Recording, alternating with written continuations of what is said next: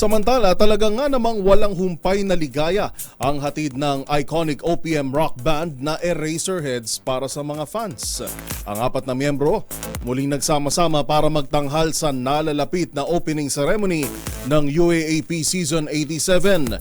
Ang iba pang detalye ng reunion performance ng E-Heads, tutukan sa Showbiz Report na ito. Sabi nga sa kanta ng E-Heads, gusto mo bang sumama? Muli kasing magsasama-sama ang apat na miyembro ng iconic OPM rock band na Eraserheads para sa Season 87 ng UAAP. Ang huling El Bimbo hitmakers na sina Ellie Buendia, Raymond Marasigan, Buddy Zabala at Marco Zadoro maghahatid ng ligaya sa kanilang nakatakdang pagtatanghal sa opening ceremony na gaganapin sa September 7 at the Big Dome. Para sa taong ito kasi, sakto ang kanilang alma mater na University of the Philippines ang host school. Masaya naman ang pamunuan ng UP sa reunion na ito ng E-Heads na swakani sa tema ng UAAP ngayong taon na Stronger, Better Together. Ang nalalapit na performance sa pagbubukas ng liga tila pagtupad sa hiling ng fans noon.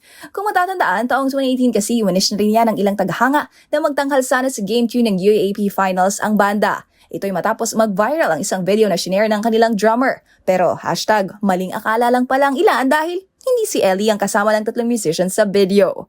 Mga gunita na kamakailan lang, nagbalik UP ang apat para personal na tanggapin ang iginawad sa kanilang Gawad Oblation Medals para sa kanilang di matatawarang kontribusyon sa OPM.